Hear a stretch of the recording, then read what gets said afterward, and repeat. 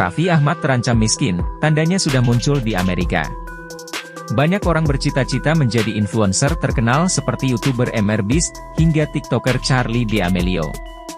Di Indonesia, salah satu nama pesohor media sosial adalah Raffi Ahmad. Namun, ternyata gemerlap dunia kreator konten tak seindah yang terlihat di layar smartphone Anda.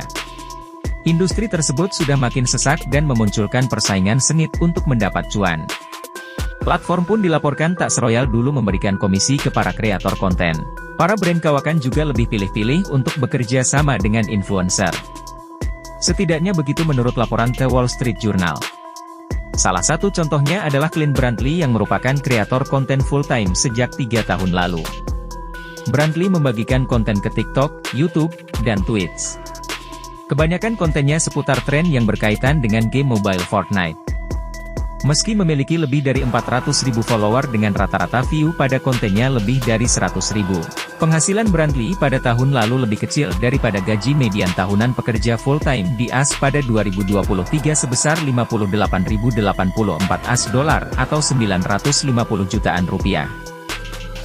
Pria berusia 29 tahun itu tak siap berkomitmen untuk menyewa apartemen karena penghasilannya yang tak tetap. Saat ini, Brantley masih tinggal dengan ibunya di Washington. "Saya sangat rentan," ujarnya, dikutip dari The Wall Street Journal, Rabu, 19 Juni 2024. The Wall Street Journal menuliskan bahwa meraih penghasilan yang layak dan dapat diandalkan sebagai kreator konten adalah hal yang sulit, dan akan makin sulit. Platform makin lama makin kecil membagikan uang untuk postingan populer. Di sisi lain, para brand lebih spesifik memilih kesepakatan dengan influencer.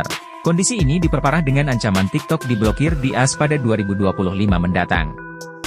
Banyak kreator konten yang was-was apakah masih bisa meraup penghasilan dari media sosial jika salah satu channel sumber uangnya dihapus. Industri influencer makin sesak. Menurut laporan Goldman Sachs pada 2023, ratusan juta orang di seluruh dunia memposting konten yang menghibur dan mengedukasi di media sosial. Sekitar 50 juta orang mengumpulkan uang dari sana. Bank investasi tersebut memperkirakan jumlah kreator yang menghasilkan pendapatan akan tumbuh pada tingkat tahunan sebesar 10% hingga 20% pada tahun 2028. Hal ini berkontribusi pada penambahan jumlah pencari nafkah, meski Departemen Tenaga Kerja tidak melacak gaji para influencer.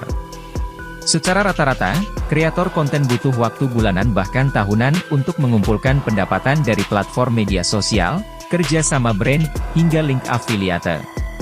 Namun, makin banyak yang mencari rezeki dari industri ini, makin kecil pula kue yang harus dibagi-bagi.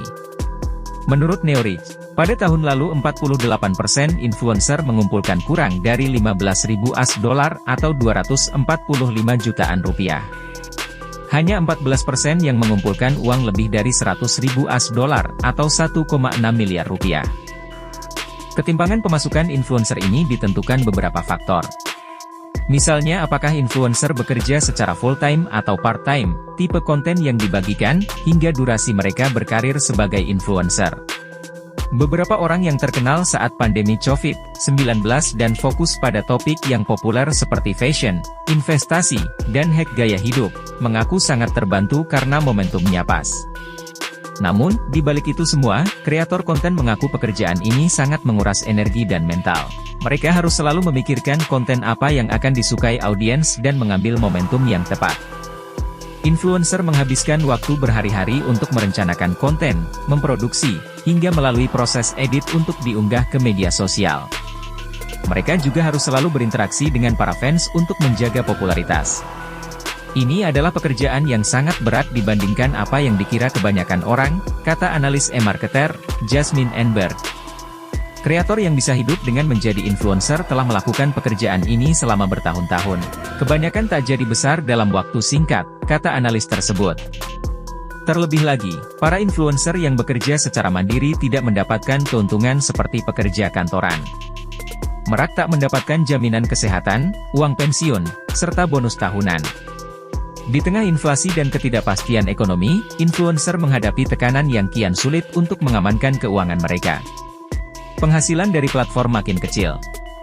Pada 2020 hingga 2023, TikTok memiliki program pendanaan untuk kreator hingga 1 miliar US$. YouTube melalui fitur Shorts juga memungkinkan kreator menghimpun uang sekitar US$110.000 per bulan dengan program pendanaan sementara. Lalu, Instagram Reels memberikan penghargaan ke kreator dalam jumlah yang fluktuatif.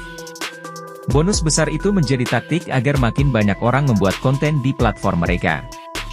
Namun, kini platform mulai mengubah kebijakan pembayaran untuk kreator konten.